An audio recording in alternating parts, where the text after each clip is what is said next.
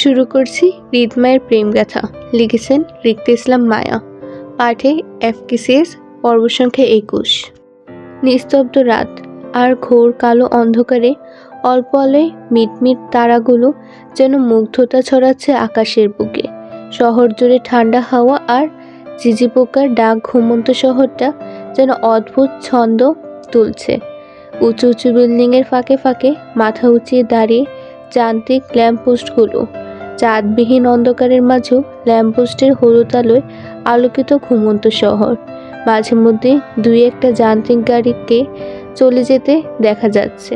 তবে এই মধ্যরাতে যেটা বেশি দেখা যাচ্ছে সেটা হলো একদল ছন্নছাড়া কুকুর রাস্তার মাঝে এলোমেলো দৌড় আর ঘেউ ঘেউ শব্দ করে ঘুমন্ত শহরটাকে জানান দিচ্ছে তাহাদের পাহাড়িদারিত্বতার খবরটি। আবার দুই একটা কুকুরকে রাস্তার মাঝে বুক লাগিয়ে শুয়ে পড়তেও দেখা যাচ্ছে। মায়া বিরতিবিহীন দৃষ্টিতে সেসব তাকিয়ে দেখছে চারতলা ফ্ল্যাটের বারান্দা হতে। মধ্যরাতে প্রহর তখন 2:20 ঘরে। এত রাতে না ঘুমিয়ে স্বাভাবিক মাত্রায় চুপচাপ বসে থাকাটাও অস্বাভাবিক কিছুর ইঙ্গিত করে। নিশ্চয় উদাস মায়া আবারও শব্দ করে দীর্ঘ নিঃশ্বাস ফেলে হাতের ফোনটা দিয়ে 56 বারের মতন কল মিলালো হৃদকে। প্রতিবারের মতোই রিং হতে হতে কলটা কাট হয়ে গেল এক সময়ে। মায়া জানে হৃদ ওর কল রিসিভ করবে না, তারপরও বিরতিবিহীন একের পর এক কল করেই যাচ্ছে। মায়া পুনরায় কল মিলিয়ে তাকিয়ে রইল সেই ল্যাম্পপোস্টের হলুদ আলোর রাস্তার দিকে। তখনই হঠাৎ কেউ অন্ধকার বারান্দার আলো জ্বালাতেই মায়া চমকে পাশে তাকালো। ঘুমন্ত জুঁইকে দরজার পাশে সুইচ বোর্ডে হাত রেখে দাঁড়িয়ে থাকতে দেখে স্বাভাবিকের ন্যায় মায়া পুনরায় সেই দৃষ্টি ফেলল রাস্তায়। নিস্তব্ধতার নীরবতা ভেঙে মায়াই প্রথমে বলল, আলোটা চোখে লাগছে জুঁই, লাইটটা অফ করে দে। মায়ের কথায় সত্যি সত্যি জুঁই তৎক্ষণাৎ লাইটটা অফ করে মায়ের পাশে বসতে বসতে ঘুমন্ত গলায় বলল, এত রাতে এখানে কি করছিস তুই? মায়ের উদাসীন উত্তর আসলো তক্ষণি, আকাশের চাঁদগুলো গুনছিল। মায়ের কথায় জুঁই ঘাড় বেঁকে উকি ঝুঁকি মেরে দূর আকাশের দিকে তাকিয়ে অসংখ্য তারার মাঝে একটা চাঁদের সন্ধানও পেল না। জুঁই, এই অমাবস্যার চাঁদ পাবে কোথায়? তাছাড়া চাঁদ তো একটাই হয়। কিন্তু মায়া বলল অসংখ্য চাঁদের কথা। জুঁই একই গলায় বলল, এই অন্ধকার রাতে চাঁদ কোথায় পেয়েছিস তুই? আমি তো দেখছি না। না দেখলে চলে যা, রুমে গিয়ে ঘুমা। তোর জন্য আজ চাঁদ আকাশে উঠেনি, আমার জন্য উঠেছে, তাই আমি দেখছি। তুই যা। মায়ের মন খারাপের আভাস জুঁই বুঝতে পেরেই বলল, মুড অফ? মায়া একইভাবে দূর আকাশের দিকে তাকিয়ে উদাসীন গলায় বলল, আজ 20 দিন হয়েছে ওনার সাথে আমার যোগাযোগ নেই জুঁই।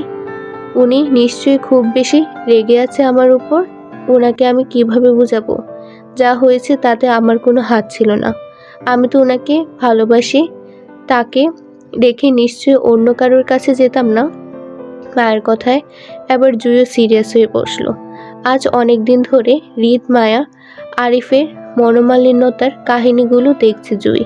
সব কিছু বুঝেও জুঁইয়ের মায়ার সঙ্গে এই বিষয়ে তেমন কোনো কথা হয়নি। এমন না জুঁই এই বিষয়ে কথা বলতে চায়নি, বরং জুঁই প্রথম থেকেই মায়ের সঙ্গে এসব বিষয়ে কথা বলতে চেয়েছিল। কিন্তু মায়েই প্রথমবারের মতন ওদের সম্পর্কের বিষয়গুলো এড়িয়ে গেছে। তাই এখন মায়াকে নিজ থেকে এসব বিষয়ে কথা বলতে দেখে জুঁইও আগ্রহী হলো। মায়াকে বোঝানোর উদ্দেশ্যে বলল, ভুলটা তোর দ্বারাই হয়েছে ঋতু। তোর উচিত ছিল সবটা আরও আগে ভাইয়াকে জানানোর, তাহলে হয়তো সব কিছু এতটা বিগড়ে যেত না। আরিফ ভাইও খুব কষ্ট পেয়েছে সেদিন। আজ পর্যন্ত তোর সাথে কথা বলছে না ভাই। জুঁইয়ের কথায় মায়ার গোপন দীর্ঘশ্বাসটা প্রকাশেই ছাড়লো। খোলা আকাশের দিকে তাকিয়ে হাতের ফোনটা পাশে রাখলো। ওই আকাশের তারার দিকে তাকিয়ে বলল, আজ আমি যতটা অপরাধী সেদিন সবাইকে সবটা আগে জানালো ঠিক ততটাই অপরাধী থাকতাম জুঁই। হয়তো আরিফ ভাই আর ওনার জায়গায় ভিন্ন মানুষগুলো দাঁড়িয়ে থাকতো, তবে সব দিক থেকে আমি আসামি হতাম। আমার দিকটা কেউ বুঝতে চাইতো না, যেমনটা আজ চাচ্ছে না কেউ। মায়ের মন খারাপে জুঁইয়েরও মন খারাপ হলো। বিগত দিনগুলো ধরে দেখে আসছে মায়াকে হৃদের সঙ্গে যোগাযোগ করার চেষ্টা করতে। প্রতিবারের মতোই মায়া বিফল। শুধু তাই নয়, খানবাড়ির কারোর সঙ্গেই মায়ের যোগাযোগ করতে পারছে না, এমনকি আসিফের সঙ্গে পর্যন্ত না। ঈদের সঙ্গে মায়ার মনোমালিন্যতা বোঝা যায়, কিন্তু তাই বলে আসিফের সঙ্গে কেন মায়া যোগাযোগ করতে পারছে না সেটাই বুঝতে পারছে না জুই। সেদিন হসপিটাল হতে মায়া আর আরিফকে আসিফের বাসায় পৌঁছে দিয়ে সে ঢাকায় ব্যাক করে। তারপর থেকে আসিফ অনেকটা নিরুদ্দেশ বলা যায়, মায়ের সঙ্গে যোগাযোগ পর্যন্ত করছে না। জুই মায়াকে হঠাৎই বলল, ঢাকা যাবি ঋতু, ভাইয়ের সঙ্গে দেখা করতে? জুইয়ের কথায় মায়া দূর আকাশ হতে দৃষ্টি সরিয়ে তাকালো জুইয়ের দিকে, হালকা ব্রু কুঁচকে বলল, ঢাকা? হ্যাঁ। কেন? দেখ, ভাইয়া তোর ওপর খুব রেগে আছে। আমার মনে হয় না তিনি কখনো তোর ফোন রিসিভ করবে। এজন্য বলছিলাম তুই বরং কাল ঢাকা চলে যা ভাইয়ার কাছে। দুজন সামনাসামনি হলে তুই তোর দিকটা ভাইয়াকে বোঝাতে পারবি। আর উনি যদি বুঝতে না চায় আমাকে তখন?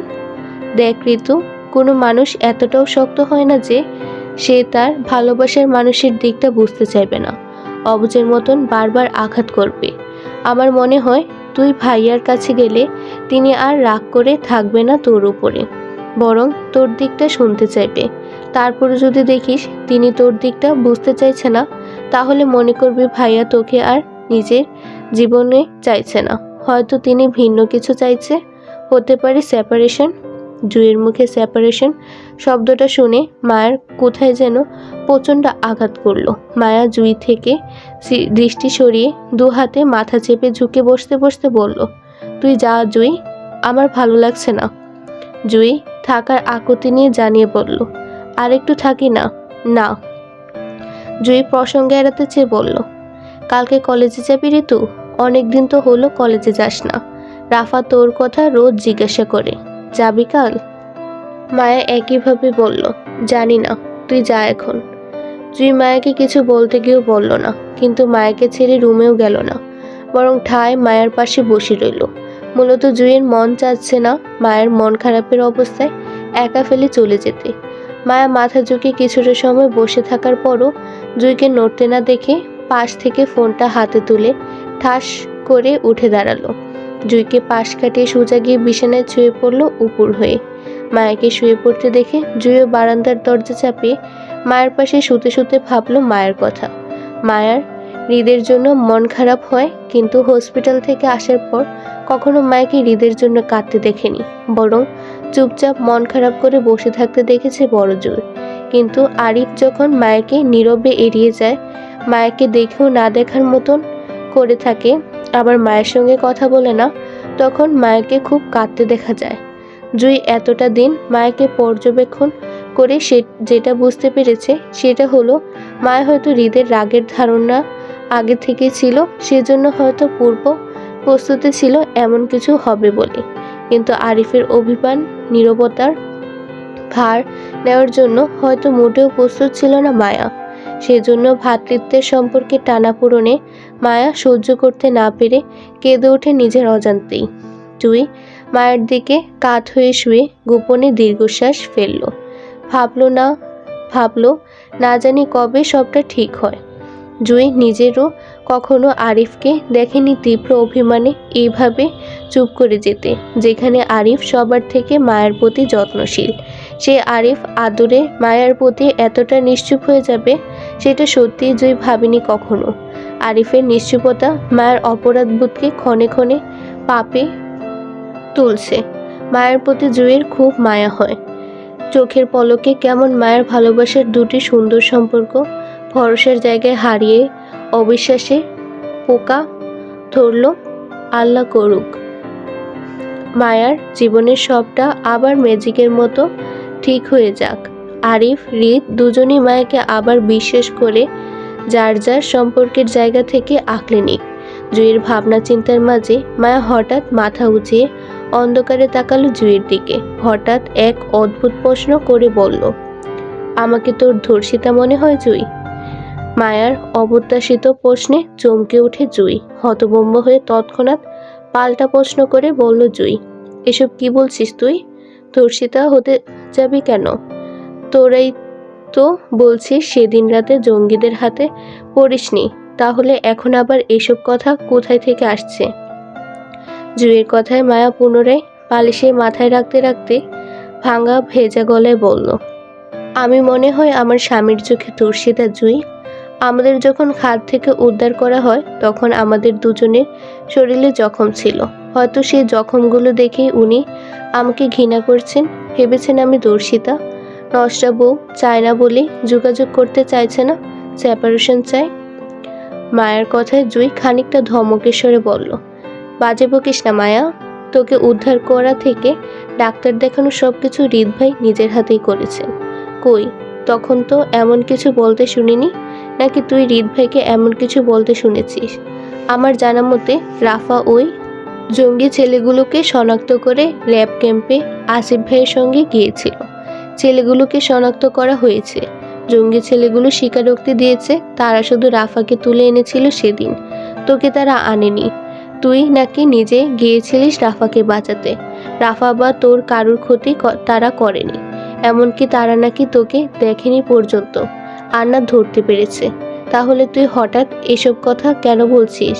হৃদ ভাই শুধু তোর এঙ্গেজড হওয়া বিষয়টা নিয়ে রেগে, অন্য কিছু নিয়ে নয়। তুই ভুল ভাবছিস ওনাকে। জুঁইয়ের কথায় মায়াকে আর নড়তে দেখা গেল না।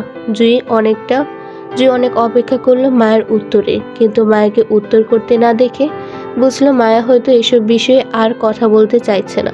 তাই জুঁইও আর কথা না বাড়িয়ে মায়ের দিকে মুখ করে একটা সময় ঘুমিয়ে পড়ল।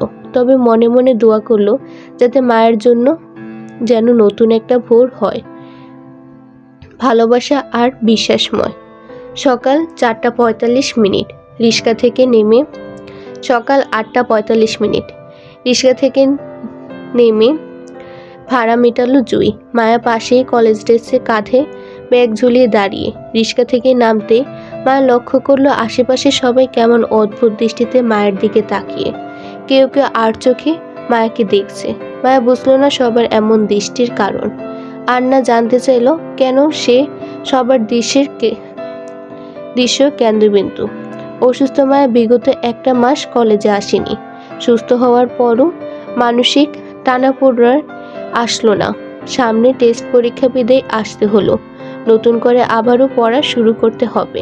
বিগত দিনের অনেক পড়া বাকি, তাই আজ মায়ার কলেজে আসা। জুঁই ভাড়া মিটিয়ে মায়াকে নিয়ে কলেজে প্রবেশ করতে করতে আশেপাশে সবার নজর মায়ের উপর লক্ষ্য করলেও সে চুপ থাকলো। জুঁই জানে সবার কৌতূহলের দৃষ্টি মায়ের উপর কেন। বিগত দিনগুলোতে মায়া কলেজে উপস্থিত না থাকলেও জুঁই ঠিকই উপস্থিত ছিল। তাই সেজন্য সে জানে বিগত দিনগুলোতে মায়াকে নিয়ে ক্যাম্পাসের ভিতর কতটা চর্চা চলছে। স্যার থেকে শুরু করে ক্যাম্পাসের সিনিয়র জুনিয়র সবার মুখে মুখে মায়ের চর্চাই ছিল। আর সেই চর্চার বিষয়ের কারণ ছিল কলেজের কর্তৃপক্ষ, মন্ত্রী নিহাল খানের ছেলে হৃদ খানের বউ মায়া। কর্তৃপক্ষ আর এটাই ছিল মায়াকে সকলের চোখে আলোচনার কেন্দ্রবিন্দু করার। সেদিন ট্যুর যাত্রার পর থেকেই হৃদ মায়ের কাহিনী পুরো ক্যাম্পাসের অলিগলিতে ছড়িয়ে। হয়তো কিছুক্ষণ পর মায়াও এই বিষয় নিয়ে অবগত হয়ে যাবে। ক্যাম্পাসের করিডোর ধরে হাঁটছিল মায়া আর জুঁই। দ্বিতীয় তলার ক্লাসরুম ওদের। শ্রেয়া নাদিয়া কলেজে এসেছে কিনা আপাতত জানা নেই মায়া বা জুঁইয়ের কারোরই। এরপরে দুজনের যাওয়ার পথে হঠাৎ কোথা থেকে রাফা দৌড়ে এসে পিছন থেকে মায়াকে জাপটে জড়িয়ে ধরল খইহারে মায়া। তাল সামলাতে না পেরে আতঙ্কে জুঁইকে ধরতে চাইলে অপ্রস্তুত জুঁইও খই হারিয়ে তিনজনই পড়ল একত্রে। করিডোরের দেওয়াল ঘেঁষে পড়ল, এতে ব্যথা পেল তিনজনই। কিন্তু মায়ার গলায় রাফার দুহাত বাঁধা থাকায় নিঃশ্বাস আটকে আসার উপক্রম হতে মায়া জোর করে রাফার হাতটা গলা থেকে ছাড়াতে চেয়ে বলল, বেয়াদব মহিলা, ছাড়, নিঃশ্বাস নিতে পারছি না আমি। মায়ের কথায় রাফা তাড়াহুড়ো করে গলা থেকে হাত ছাড়িয়ে নিতে নিতে বলল, সরি, বেশি ব্যথা পেয়েছিস? মায়া দেওয়াল ধরে সোজা হয়ে দাঁড়াতে দাঁড়াতে অধৈর্যের রাফা আবারও মায়ের হাত টেনে ধরলে মায়া কপাট গলা করে বলল, বেয়াদব মাইয়া, তুই কি আমার জামাই লাগোস? ঘেঁষাঘেঁষি করিস কেন? ছাড়। জুঁইও সবে সোজা হয়ে দাঁড়াচ্ছিল, এর মধ্যে মায়ের তেরা কথায় জুঁই কাঁধে ব্যাগ টেনে ঠিক করতে করতে বলল, কথাটা কপি পেস্ট মনে হয়। তুই ঠিক কাকে কপি করছিস বলতো মায়া? এদিকে রাফার টানাটানি শেষ হচ্ছে না, অন্যদিকে জুঁইয়ের খোঁচা মারা। মায়ায় বিরক্ত চোখে জুঁইয়ের দিকে তাকিয়ে নিজের পরে থাকা ব্যাগটা তুলে ছেড়ে কাঁধে পড়তে পড়তে ক্ষিপ্ত গলায় বলল, নিজের জামাইরে কপি করছি, হয়েছে এবার সর। কথা বলেই মায়া জুঁইকে পাশ কাটাতে চাইলে পুনরায় হাতে টান টেনে রাফা বলল, জানো কই যাস? রাফার টানাটানিতে বেশ বিরক্ত হলো মায়া, কিন্তু রাফার মুখে জানু ডাক শুনে খানিকটা ভ্রু কুঁচকে বলল, জানু? হ, তুই আমার বেস্ট ফ্রেন্ড না, জানু তো ডাকতেই পারি। তুই আমার বেস্ট ফ্রেন্ড হলি কবে থেকে? যবে থেকে তুই আমার জীবন বাঁচালি তবে থেকে। এই জীবন তোর, আর এই জীবনে তুই হলি আমার একমাত্র বেস্ট ফ্রেন্ড, বাকি সব বাদ। যে মানুষের জীবন বাঁচায় আমার চোখে তার মূল্যায়ন অনেক বেশি, আর সেখানে তুই তো আমার জীবন ইজ্জত দুটোই বাঁচিয়েছিস। তোর মূল্যায়ন আমার মনে প্রাণে ব্রুকে কলিজায় সবখানে জানু। কথাগুলো বলতে বলতে রাফা পুনরায় অধিকার দেখিয়ে মায়ের কাঁধ জড়িয়ে গলা পেঁচিয়ে ধরল। মায়াকে নিয়ে সামনের দিকে কদম বাড়ালে মায়া অসহায় গলায় বলল, আমার ঠিক হয়নি সেদিন তোকে জঙ্গিদের হাত থেকে বাঁচানো। তোকে সেদিন জঙ্গলে ফেলে আসলেই ভালো হতো। মায়ের কথায় দুই পয়সার পাত্তা দিল না রাফা। ওদের পাশে পাশে জুঁইও হাঁটছিল। রাফার নতুন বন্ধুত্ব জুঁইয়ের সাথেও হয়েছে। রাফার চঞ্চলতা সম্পর্কে মায়ের ধারণা না থাকলেও বিগত দিনে জুঁইয়ের বেশ ধারণা হয়েছে। সেজন্য জুঁই চুপ রইল। কিন্তু চঞ্চল রাফা মায়ের কাঁধ জড়িয়ে হাঁটতে হাঁটতে বলল, ভুল তো তুই করেছিস আমাকে বাঁচিয়ে, সেটা তোকে মানতেই হবে জানু। আচ্ছা শোন, রিত জিজুর সঙ্গে একটা বলদ থাকে না, সব সময় ওই মালটা কইরে? রাফার কথায় মায়ের সঙ্গে সঙ্গে জুঁইও দাঁড়িয়ে গেল সন্দিহান প্রকাশ করে। ঘাড় বেঁকে রাফার দিকে তীক্ষ্ণ দৃষ্টিতে তাকিয়ে বলল, কার কথা বলছিস তুই? মায়ের কথায় রাফা মনে করার মতন করে বলল, আরে আছে একটা হাবাগুবা বলদ টাইপের, রিত ভাইয়ের আগে পিছে ঘুরে। কি যেন নাম তার? না, না আ দিয়ে ছিল একটা নাম, আকিম না কি যেন নাম। পাশ থেকে রাফাকে সহজ করে জুঁই সন্দেহের বসে আসিফের নাম ধরে বলল, আসিফ ভাই? হ্যাঁ হ্যাঁ, এটাই আসিফ আসিফ। মায়া সন্দেহ করে বলল, আসিফ ভাইকে কেন চাই তোর? আজব, আমি কেন তাকে চাইব? সে কি ফ্রি ইন্টারনেট নাকি যে চাইব?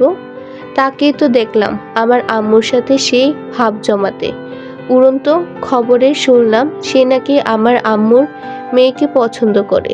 ঘটনা কতখানি সত্য সেটাই তো জানতে তোর কাছে তার খবর নিতে আসলাম, বুঝছিস? রাফার কথায় মায়া জুঁই দুজনে চোয়াল ঝুলে যাওয়ার মতন অবস্থা। মায়ার আগে জুঁই অবাক হওয়ার স্বরে বলল, আসিফ ভাই তোর বড় বোনকে পছন্দ করে রাফা? আল্লাহ, আসিফ ভাইকে দেখে তো মনে হয় না তিনি কখনো কোনো মেয়েকে পছন্দ করতে পারেন। জুঁইয়ের কথায় মায়াও একই মত পোষণ করলো। রাফা খানিকটা ভাব নিয়ে মায়ের কাঁধ আবারও আগের মতন পেঁচিয়ে সামনে হাঁটতে হাঁটতে জুঁইয়ের কথায় উত্তরে বলল, আমি আমার পরিবারের একমাত্র সিঙ্গেল পিস।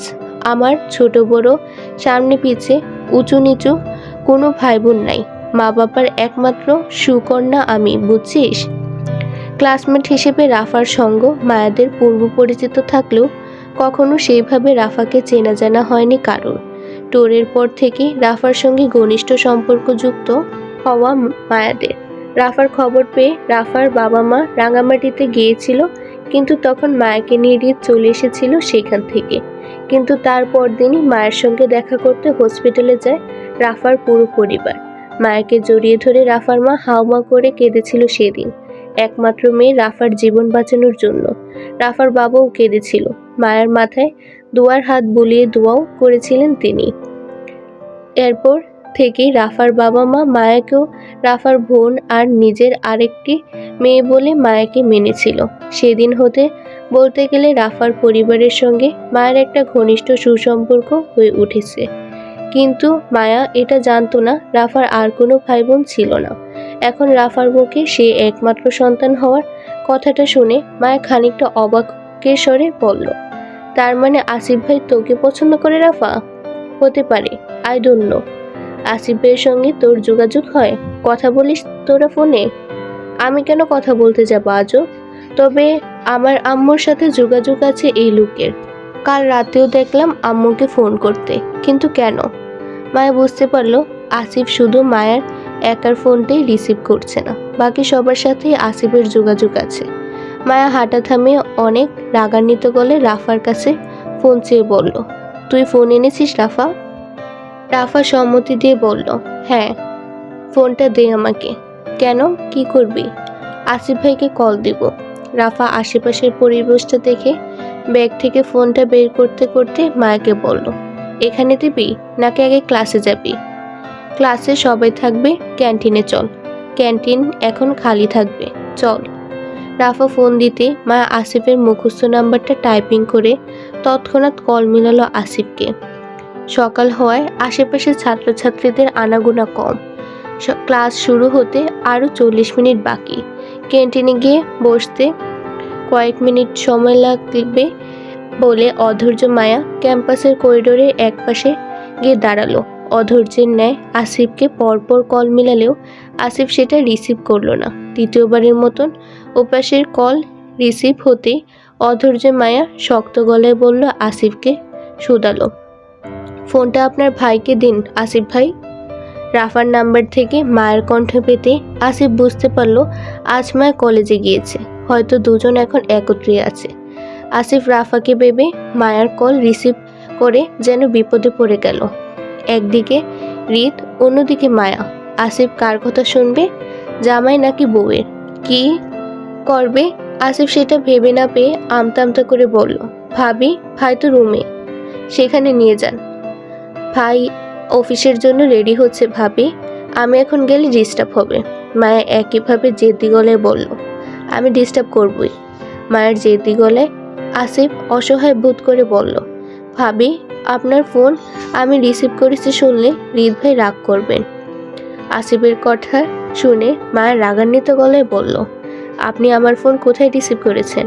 আপনি তো রাফার কল রিসিভ করেছেন। রাফার সাথে আপনার কি চলে আমি জানি না বুঝি? আসিফ তাড়াহুড়ো করে বলল, আস্তাগফিরুল্লাহ ভাবি, আমার কারোর সাথে কিছু চলে না, সব ষড়যন্ত্র। ঠিক আছে, আমি সেটা রাফার আম্মুকে বলে দিব নে তাহলে। মায়ের কথায় এবার আসিফ চুপ করে গেল। এদিকে রিত, অন্যদিকে মায়া, দুটোই জেদ্দি টাইপের মানুষ। যেমন বউ তেমন জামাই। কার আদেশ শুনবে আসিফ? অসহায় আসিফ নিরুপায় হয়ে বলল, 2 মিনিট সময় দিন ভাবি, এক্ষুনি যাচ্ছি। আমি ভিডিও কল দিচ্ছি তাহলে। অধৈর্যের মায়া তৎক্ষণাৎ কল কেটে রাফার একই নাম্বার হতে আসিফকে ভিডিও কল মিলালো হোয়াটসঅ্যাপে। আসিফ সিঁড়ি বেয়ে উপরে উঠতে উঠতে সেই কলটি দেখলো। হৃদের কক্ষের দরজা নক করতে ভিতর থেকে ডাকলো হৃদ। আসিফ এক বুক সাহস নিয়ে রুমে প্রবেশ করতেই দেখলো সত্যি সত্যি হৃদ প্যান্ট শার্ট ইন করে পড়ছে অফিসের জন্য রেডি হতে। আসিফ ফোন হাতে নিয়ে হৃদকে দেখলো আয়নার ভেতর। হৃদ তখনও প্যান্টের বেল্ট কোমরে জড়াতে জড়াতে তাকালো জড়সড়ো হয়ে দাঁড়িয়ে থাকা আসিফের দিকে। ফোনের রিংটোনের শব্দে হৃদের কানেও যাচ্ছে, কিন্তু আসিফকে কিছু বলতে না দেখে বরং চুপ করে দাঁড়িয়ে থাকতে দেখে হৃদ হালকা কপাল কুঁচকে জিজ্ঞেস করলো, কি চাই, কেন এসেছিস? আসিফ এক বুক সাহস নিয়ে মায়ের ভিডিও কল রিসিভ করলো। হৃদের দিকে এগিয়ে দিতে দিতে বলল, ভাই জরুরি ফোন এসেছে, আপনি ছাড়া সমাধান হচ্ছে না, একটু কথা বলে দেখুন প্লিজ।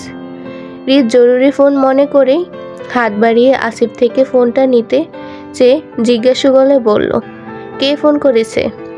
আসিফ হৃদের হাতে ফোনটা দিয়ে তৎক্ষণাৎ দরজার দিকে দৌড় দিতে দিতে বলল, ভাবি ফোন করেছে। চোখের পলকে আসিফ উদাও, কিন্তু হৃদের হাতে থাকা ফোনটিতে মায়ের হাস্যোজ্জ্বল মুখটি ভাসছে। ঈদ ফোনের দিকে তাকাতেই চোখাচোখি হলো দুজনের। অনেকটা দিন পর দুজন আবারও মুখোমুখি হওয়ায় হৃদ রাগের তোপে ফোন কাটতে চাইলে মা অধৈর্যের ন্যায় তাড়াহুড়ো করে বলল, এই কল কাটবেন না। চোয়াল শক্ত করা হৃদকে তারপরও কল কাটার মনোভাব দেখে মায়া আবারও তাড়াহুড়ে বলল, আই লাভ ইউ জান, আই লাভ ইউ। কল কাট করার লাল বাটনে থাকা হৃদের বৃদ্ধা আঙ্গুলটি তৎক্ষণাৎ কেঁপে উঠল। যতটা রাগ মায়ের কল পেয়ে হয়েছিল ঠিক ততটাই বরফের ন্যায় গলে গেল মায়ের মুখে আই লাভ ইউ জান বাক্যটি শুনে। হৃদের তপ্ত মেজাজ শিথিল হলো। দুজনের মধ্যে এই প্রথম ভালোবাসার লেনদেন করা। মায়ের ভালোবাসা সম্পর্কে হৃদ প্রথম থেকেই জানতো, কিন্তু কখনো মায়া বা সে সরাসরি কাউকে কেউ ভালোবাসি বলা হয়নি আজও। এই প্রথম মায়ের মুখে ভালোবাসি শব্দটা বলা। হৃদ মায়ের উপর জমা থাকা সকল রাগ যেন এক মুহূর্তে শেষ হয়ে গেল। হৃদ চেয়েও যেন নিজের রাগ ধরে রাখতে পারছে না মায়ের উপর। হৃদ বুঝল না সে কি এই কথাটা শোনার জন্য এতদিন রাগ করে বসেছিল। কই না তো। হৃদ তার বউয়ের বেইমানির জন্য রাগ করেছিল, তাহলে সেই নারীর মুখে সামান্য ভালোবাসি কথা শুনে কেন গলে যাচ্ছি? তার আরও রেগে থাকার কথা। এত ভালোবাসা দেখিয়ে তো এই নারী অন্য কারোর নামে এঙ্গেজড হয়েছিল। তাহলে এই নারী যে এখন ভালোবাসি বলে আবারও বেইমানি করবে না, তার কি গ্যারান্টি? মায়ের এঙ্গেজড হওয়ার কথা হৃদের স্মরণে আসতে মস্তিষ্ক তড়াক করে জ্বলে ওঠে রাগে। হৃদকে চোয়াল শক্ত করতে দেখে মায়া আবার নরম সুরে বলল, আই মিস ইউ জান। এতগুলো মিস করছি আপনাকে। আমার মন জ্বলে আপনার জন্য। সারা রাত ঘুমাতে পারি না, খালি কেমন কেমন করে। আপনি সাথে থাকলে কত আদর করতাম আপনাকে। আপনি কেন আসেন না আমার কাছে? চলে আসেন তো তাড়াতাড়ি। মায়ের দুষ্ট কথায় হৃদ অভ্যস্ত নয়। হঠাৎ মায়ের দুষ্ট কথায় হৃদ অপ্রস্তুত হলো। হৃদের মনে হলো বউ তার ইজ্জত নিয়ে টানছে। আর একটু কথা বাড়ালে এই মহিলা আরও উল্টাপাল্টা কথা বলে হৃদের ইজ্জতে হাত দিয়ে বসবে। কি সরাসরি আবদার? তাকে আদর করতে চায়। বেয়াদব মহিলা তাকে অপদস্থ করে। হৃদ কি বলবে ভেবে না পেয়ে মিথ্যা রাগারাগি ফেস করে ধমকের স্বরে বলল, বেয়াদব। সঙ্গে সঙ্গেই হৃদের কল কাট হয়ে গেল। মায়ের কান থেকে ফোন নামে দুষ্ট হাসল। জুই রাফাত থেকে একটু দূরত্ব বজায় রেখে এতক্ষণ হৃদের সাথে কথা বলছিল মায়া। কল কেটে যেতে দুজন এগিয়ে আসলো মায়ের দিকে। মায়াকে একা হাসতে দেখে রাফার আগে জুই বলল, হাসছিস কেন? কি হয়েছে?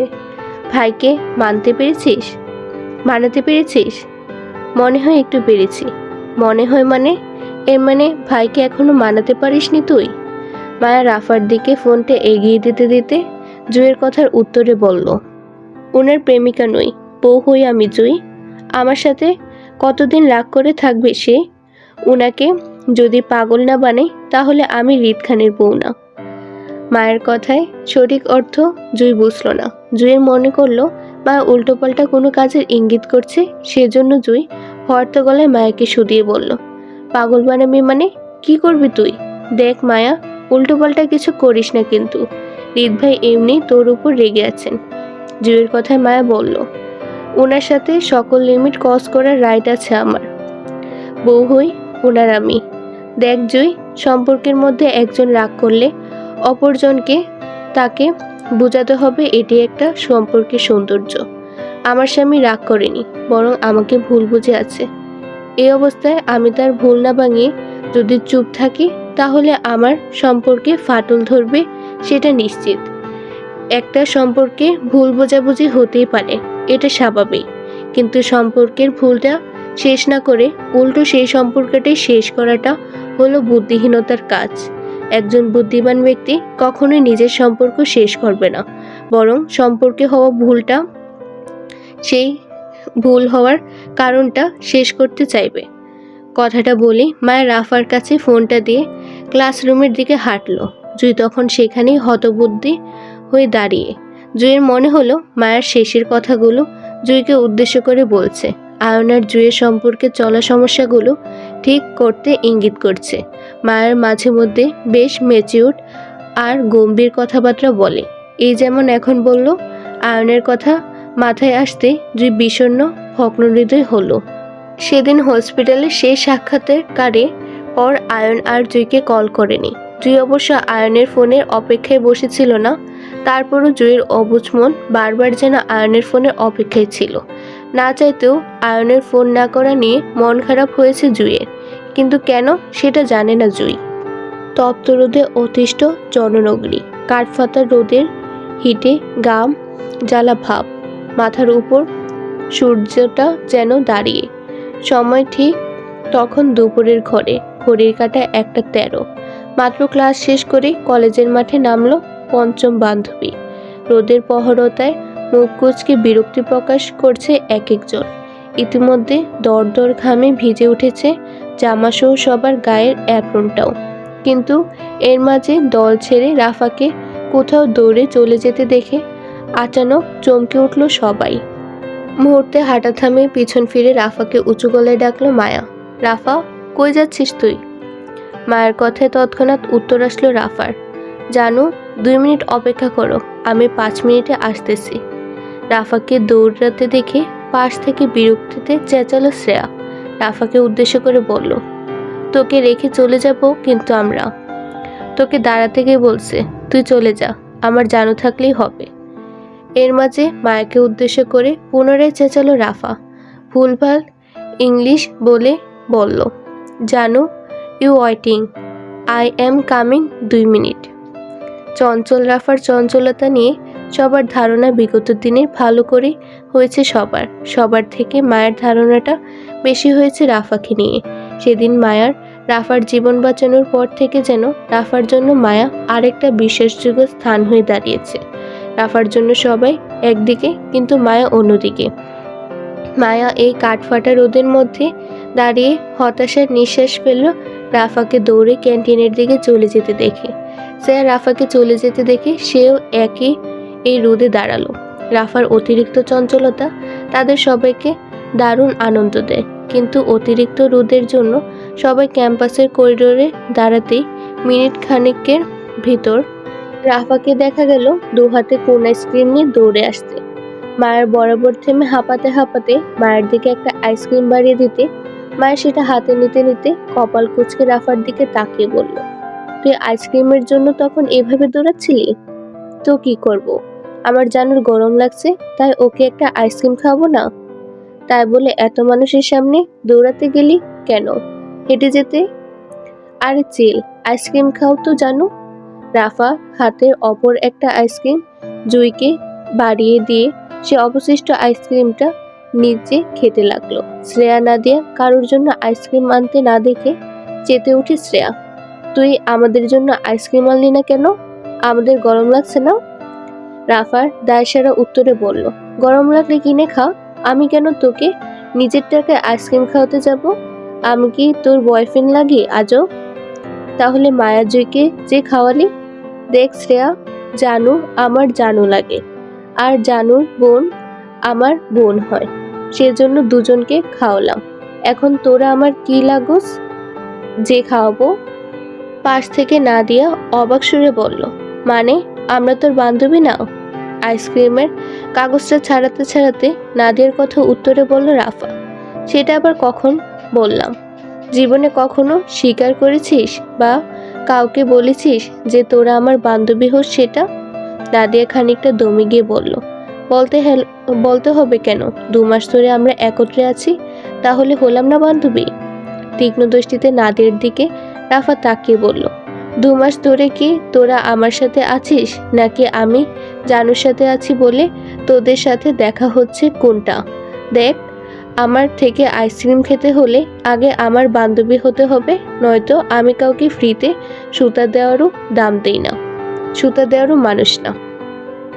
নাদিয়া কিছু বলার আগেই শ্রেয়া রাফাকে জড়িয়ে ধরে বন্ধুত্ব করার আবদার জানাতেই রাফা সেটা বেশ ভাব নিয়ে অ্যাকসেপ্ট করে। শ্রেয়ার সঙ্গে সঙ্গে নাদিয়াও তাই করলো। মুহূর্তের মাঝে 3 জনের মধ্যে বেশ বন্ধুত্ব একটা ভাব তৈরি হতে সে রাফাকে আইসক্রিম খাওয়ানোর আবদার করলেই সেটা পুনরায় না করে বসলো রাফা। বলল, আমি কেন খাওয়াবো? মানে এখন আমরা বন্ধু না? তাহলে তুই আমাকে খাওয়া আগে। আমি না সকালে তোকে 10 টাকার আমরা খাওয়ালাম, ভুলে গেছিস?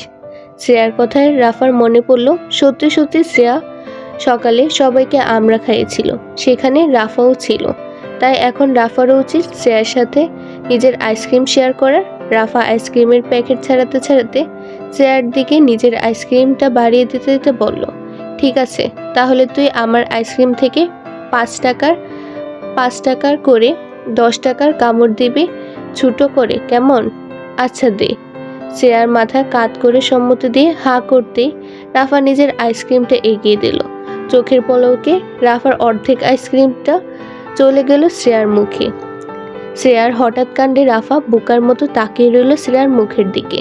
মায়া, জুই, নাদিয়া উচ্চস্বরে হেসে উঠতে রাফা রেগে মেগে নাদিয়ার হাতে নিজের বাকি অর্ধেক আইসক্রিমটা ধরিয়ে দিতে দিতে বলল, নাদিয়া, তুই আমার আইসক্রিমটা ধর। আজকে ওর পেট থেকে বের করবই আমার আইসক্রিমটা। নে ধর। শিয়ালের কাছে মুরগি জমা দেওয়ার মতন নাদিয়ার কাছে রাফা আইসক্রিমটা জমা দেওয়ার কাজটা হলো। রাফা যখন শ্রেয়ার মুখে খোলার চেষ্টা করছিল, সেই ফাঁকে নাদিয়া রাফার বাকি অর্ধেকটা আইসক্রিম মুখে পুরে গাল ফুলিয়ে চিবোতে লাগলে মায়া, জুই এর মধ্যে পুনরায় হাসির রোল পড়ল একই কাণ্ড নিয়ে। মায়া হেসে রাফাকে নিজের কাছে টেনে হাতের আইসক্রিমটা এগিয়ে দিতে দিতে বলল, আয়, এটা আমরা দুজন ভাগ করে খাই। মায়ের কথায় রাফা নাদিয়ার দিকে তাকাতে দেখলো সে মুখে ভরে ওর আইসক্রিমটা চিবোচ্ছে। রাফা নিজের বোকামি বুঝতে পেরে গাল ফুলিয়ে মায়ের আইসক্রিম ফিরিয়ে দিতে দিতে বলল, খাবো না আমি। আর আয় তো, জানো, ভাগাভাগি করে কিছু খেলে ভালোবাসা বাড়ে, বুঝলি? মন খারাপে রাফা মায়ের পাশাপাশি হেঁটে মায়ের আইসক্রিমে কামড় বসাতে চাইলে সেটা দৌড়ে এসে রাফার গলা জড়িয়ে ধরতে একইভাবে নাদিয়াও এসে রাফাকে জড়িয়ে ধরল, সরি বলল। দুষ্টামিতে মেতে থাকা পঞ্চবান্ধবীর বেনি সুতার সম্পর্কটা যেন চোখে লাগার মতন শক্ত হলো। শ্রেয়া নাদিয়াকে বিদায় জানিয়ে বাকি তিনজন রাস্তার পাশে দাঁড়ালো রিস্কার জন্য। যদিও রাফা উল্টো পথে যাবে রিস্কা নিয়ে, তারপরও সেই রিস্কার জন্য এই মোড়ে মায়াদের সাথে দাঁড়ালো। মিনিট দুয়েকের ব্যবধানে কোথা থেকে রাহাত দৌড়ে এসে দাঁড়ালো মায়ের সম্মুখে। রাহাতের হঠাৎ উপস্থিতিতে চমকে ওঠার মতন তিনজনই তাকালো সেদিকে। রাহাত হাঁপাতে হাঁপাতে খুবই বিনয়ের সঙ্গে মায়াকে উদ্দেশ্য করে বলল, ভাবি, আমার সাথে চলুন, হৃদ ভাইয়ের আব্বা আসছেন আপনার সাথে দেখা করতে। চলুন ভাবি। হৃদের আব্বা মানে মায়ের শ্বশুর, আর তিনি হৃদের সঙ্গে মায়ের বৈবাহিক সম্পর্কটা সম্পর্কে অবগত আছেন। এতটুকু মায়া যতটুকু জেনেছে। এখন হঠাৎ সবার অগোচরে ওনার আগমন আর মায়াকে ডেকে পাঠানো ওনার সঙ্গে দেখা করতে সবকিছু মায়ের মনে ভয়ভীতি সৃষ্টি করলো। মায়ের মনে হলো তিনি নিশ্চয়ই মায়াকে বলবে যেন সে হৃদের জীবন থেকে দূরে চলে যায়। তারা বড়লোক আর মায়ারা গরিব, এজন্য হৃদের সঙ্গে মায়াকে মানাবে না এমন কিছু বলবে। হয়তো তিনি এটাও বলতে পারে মায়া যেন হৃদের সঙ্গে সব সম্পর্ক নষ্ট করে ফেলে। এলোমেলো চিন্তা ভাবনায় মায়ের মন অস্থির হলো অজানা ভয়ে। সত্যি হৃদের বাবা এসেছে কিনা সেটা শিওর হতে মায়া পুনরায় বলল, সত্যি আপনার ভাইয়ের আব্বু এসেছেন? মানে আমার শ্বশুর? আতঙ্কে মায়া তাড়াহুড়ে কি বলে ফেললো, কিন্তু রাহাত তাতে বিন্দুমাত্র মাইন্ড করলো না, বরং আগের নেই নম্রতায় সম্মতি নিয়ে বলল, জি ভাবি, চলুন। মায়া ভয়ে আমতা আমতা করল। হুট করে হৃদের বাবার সঙ্গে দেখা করাটা মায়ের মনে ভীতিকর লাগলো। এমনিতেই হৃদ মায়ের সঙ্গে কথা বলছে না, তারপর আবার হৃদের বাবা। ভয়ার্ত মায়া মাথা নাড়িয়ে হাঁটলো রাহাতের পিছন পিছন। ধীরপায়ে গতি আর মায়ার হাসফাস ভঙ্গি বলছে মায়া এই মুহূর্তে কতটা সিটিয়ে আছে হৃদের বাবার উপস্থিতি নিয়ে। রাস্তার অপর পাশে একটা সাদা মার্সিডিজ দেখা গেল দাঁড়িয়ে। রাহাত মায়াকে নিয়ে সেখানে যেতে পিছনের দরজা খুলে বেরিয়ে আসলো মধ্যবয়স্কের নিহাল খান। রোজকার মতোই গায়ে সাদা পাঞ্জাবি পাজামা জড়িয়ে, মুখে ওয়ান টাইম মাস্ক। হয়তো বর্তমান মন্ত্রী হওয়ায় জনমুখী হতে বাঁচতে মুখে মাস্ক পরা। মায়া ওনার সামনে যেতেই মাথা তুলে তাকালো উপরের দিকে। লম্বা চওড়া এক বলিষ্ঠবান পুরুষ নিহাল খান। দেখেই বোঝা যায় হৃদ তার বাবার হাইট পেয়েছে। গায়ের রংটাও দুধ সাদা, রোদের তাপে চামড়া লাল হয়ে আছে। মায়ের এক মুহূর্তের জন্য মনে হলো সকল সুন্দর সুন্দর প্রোডাক্ট আল্লাহ তাআলা ওর শ্বশুর বাড়িতে ট্রান্সফার করে দিয়েছে, বাকি ওরা তো প্লাস্টিকের। সবাই বলে মায়ের সুন্দর, অথচ এই শ্বশুর বাড়ির পাবলিকের সামনে দাঁড়ালে মায়ের মনে হয় ও বড়সড় ডিম পেয়ে ফেল করে প্রতিবার। এদের সামনে নিজেকে সুন্দর দাবি করে পাশ করাই যাবে না ইহজীবনে। মায়া সুন্দর সুদর্শন শ্বশুরের দিকে তাকিয়ে নম্রভাবে মিহিস্বরে সালাম দিল। আসসালামু আলাইকুম আঙ্কেল। মাস্কের ভিতর থেকে নিহাল খানের অল্প হাসির শব্দ কানে আসলো মায়ার। তিনি মায়ের মাথায় স্নেহের হাত বুলিয়ে সালামের উত্তর দিয়ে বলল, ওয়ালাইকুম আসসালাম আম্মু, কেমন আছেন আপনি? মায়া চমকানোর মতো অবাক চোখে তাকালো নিহাল খানের দিকে।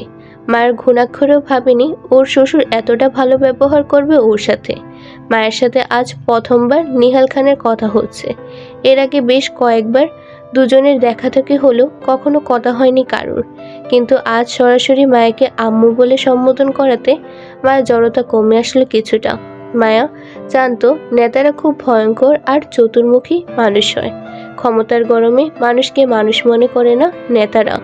অথচ মায়ের সঙ্গে কি নম্রতার ব্যবহার করছে ওর শ্বশুর। নিহাল খানকে নিয়ে মায়ের এতক্ষণ পাওয়া অজানা ভয়গুলো যেন হঠাৎই কমে আসলো ভিতরে। খানিকটা সহজ হয়ে জড়তায় মিহি গলায় উত্তর করলো মায়া, জি আলহামদুলিল্লাহ। আপনি কেমন আছেন আঙ্কেল? খুব গোছানো আর আন্তরিকতার সঙ্গে হাসি মুখে কথা বলল নিহাল খান। বাবাকে আঙ্কেল বললে হবে আম্মু? বাবাকে বাবাই ডাকতে হয় বোকা মেয়ে। এরপর থেকে বাবা ডাকবেন কেমন?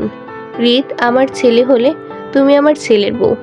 আমার একটা মেয়ে, আর মেয়ের মুখে আঙ্কেল ডাক শুনতে ভালো দেখায় না। বাবা বাবাই হয়, মনে থাকবে। মাথা নাড়িয়ে সম্মতি দিতে মায়া মাথা নাড়িয়ে সম্মতি দিতে দিতে বলল, জি আব্বু। That's a good girl.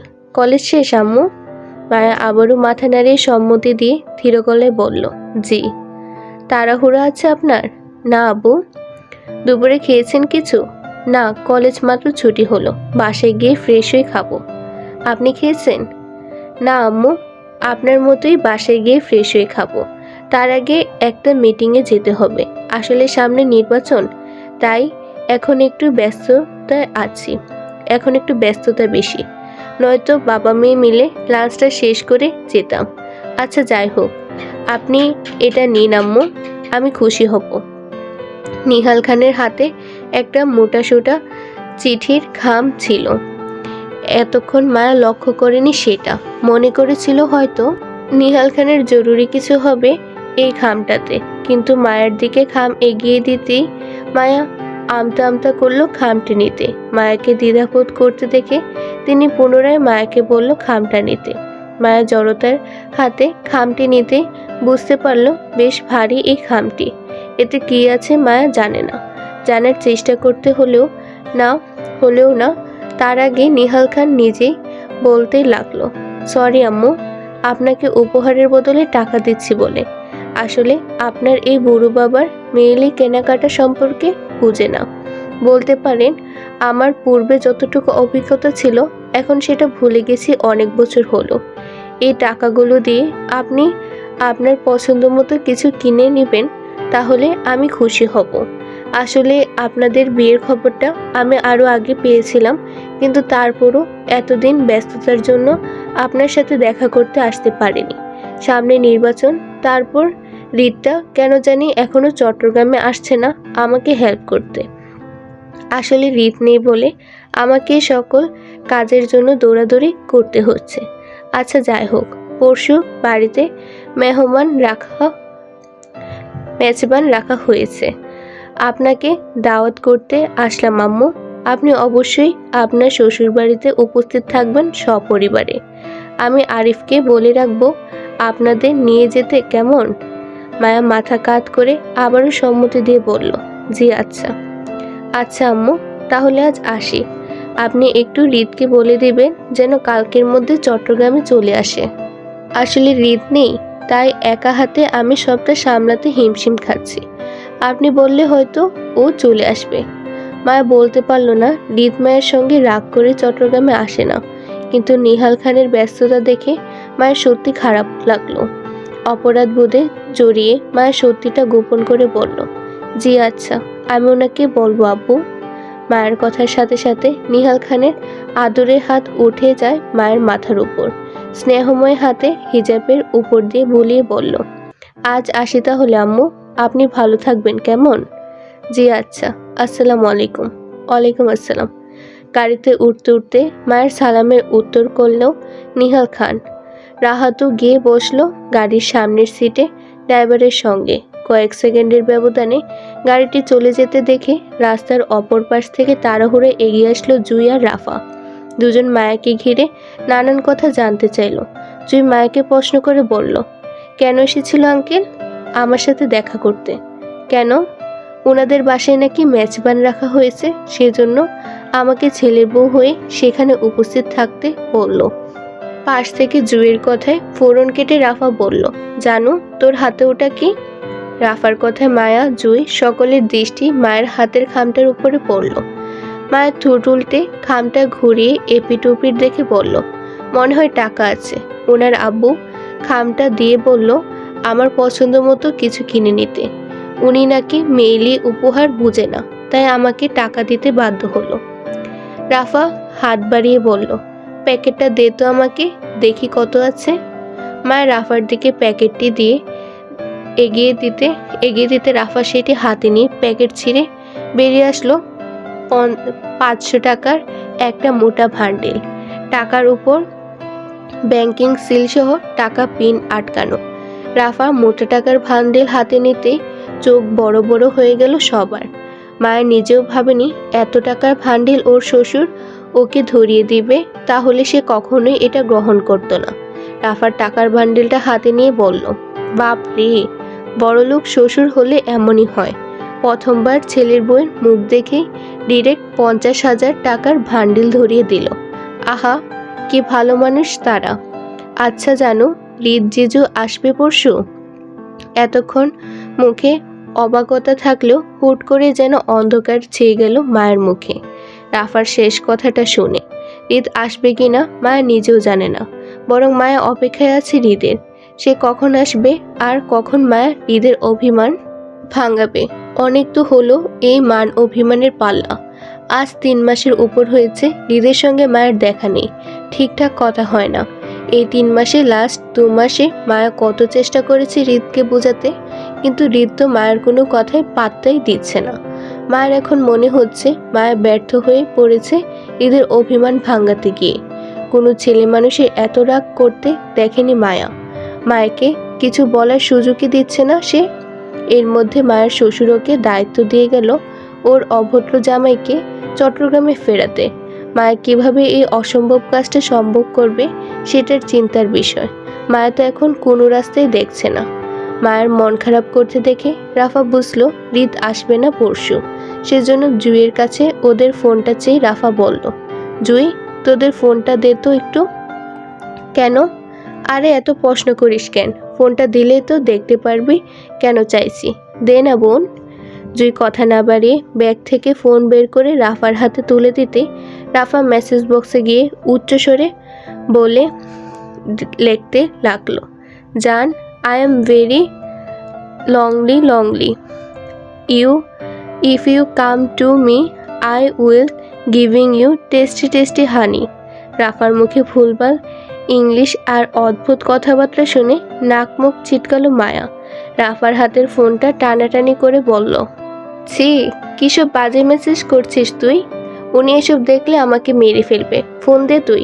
রাফাও ফোনটা নিজের কাছে টেনে বলল, আরে জানো, চিল, প্যারা নিস না। বেড়া মানুষ এসব মেসেজেই আটকায়। তোকে মারবে না, বরং টান খেয়ে চলে আসবে।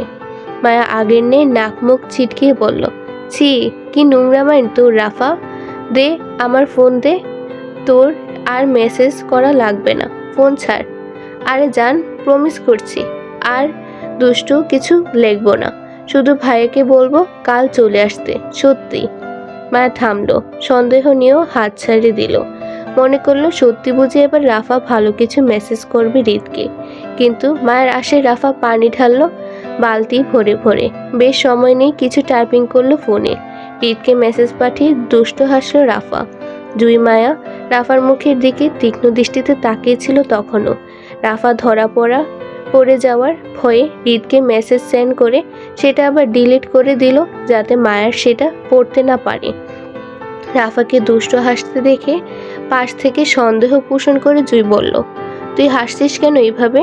রাফা হেয়ালি করে উত্তর দিয়ে বলল, মাশাল্লাহ, আমার মুখটাই হাসি হাসি তো, সেজন্য তোর মনে হচ্ছে আমি হাসছি। আসলে আমি কিন্তু হাসছি না, বুঝলি? তুই আমার ফোন দে। পুনরায় থাবা মেনে ছিনিয়ে নেওয়ার মতো রাফার থেকে ফোন নিল মায়া। মেসেজ বুক চেক করতে গিয়ে সেখানে তেমন কিছু পেল না, শুধু মায়ার পূর্বের করা মেসেজগুলো ছাড়া। মায়া কপাট রাগ দেখে রাফাকে বলল, সব কিছু ডিলিট করলি কেন? ওনাকে কি মেসেজ করেছিস তুই? রাফা এগিয়ে এসে মায়ের কাঁধ জড়িয়ে ধরতে ধরতে স্বতঃস্ফূর্ততার সঙ্গে বলল, করেছি কিছু একটা, তবে তুই শিওর থাক জানু, ভাইয়া মেসেজটা দেখে মাত্রই চট্টগ্রামের উদ্দেশ্যে বেরিয়ে পড়বে। আসলে বেড়া মানুষ নাড়িতেই আটকায়, বুঝলি? রাফার কথায় মায়া যেন খুশি হয়ে গেল। অবিশ্বাস্য গলে বলল, সত্যি আসবেন উনি? 2,000,000% শিওর থাক, ভাইয়া অবশ্যই আসবে। এখন তুমি আমাদের লাঞ্চ করাও তো জানো, তারপর তোমার জন্য স্পেশাল শপিংয়ে যাব আমরা। রাফার কথায় মায়া কিছু বলবে তার আগে জুই প্রশ্ন করে বলল, শপিংয়ে কেন? আরে শাড়ি কিনতে হবে না? হঠাৎ শাড়ি কেন? আরে পরশু জানু ওর শ্বশুর বাড়িতে যাবে না, তখন কি সাধারণ ড্রেস পরে যেতে পারবে? বউ বলে কথা, অবশ্যই শাড়ি পরতে হবে জানুর, নয়তো জানুর শ্বশুর বাড়ির মানুষ কি ভাববে বল? রাফার কথায় আপত্তি জানিয়ে জুই বলল, তাই বলে এখন কেন শাড়ি কিনতে যেতে হবে? প্রোগ্রাম তো পরশু, কাল শপিংয়ে গেলেও তো হয়। রাফা অবিশ্বাসের সঙ্গে বলল, কাল জানু জিজুকে নিয়ে অনেক ব্যস্ত থাকবে, কাল সময় পাবে না, তাই আজই চল। জুই এবার সন্দেহ করে বলল, তুই কিভাবে এত শিওর হচ্ছিস? রিদ ভাইয়া কালই চলে আসবে। 3 মাস ধরে ভাইকে মানাতে পারছে না মায়া, আর তোর একটা মেসেজে ভাইয়া কাল চলে আসবে? রাফা ভাব নিয়ে বলল, আসলে এতদিন ওষুধ জায়গা মতো পড়েনি, সেজন্য ব্যথা ভালো হচ্ছিল না। এখন ঠিক জায়গায় মলম লাগিয়েছি, ব্যথা ভালো না হওয়া চান্সই নেই, বুঝলি? মানে? রাফা খানিকটা বিরক্তি হয়ে বলল, আরে চল তো, মানেটা কালই টের পাবি, এখন চল। রাফা রিদকে কি মেসেজ করলো যার জন্য রিদ সবকিছু ভুলে চট্টগ্রামে চলে আসবে মায়ের জন্য, তা মায়া জানে না, আর না জানতে চায়। রাফা যাই মেসেজ লিখুক তাতে মায়ের কোনো আপত্তি থাকবে না যদি রিদ সত্যি সত্যি চট্টগ্রামে চলে আসে। তাহলে মায়া শুধু এই মুহূর্তে রিদকে চায়, সেটা যেভাবে হোক।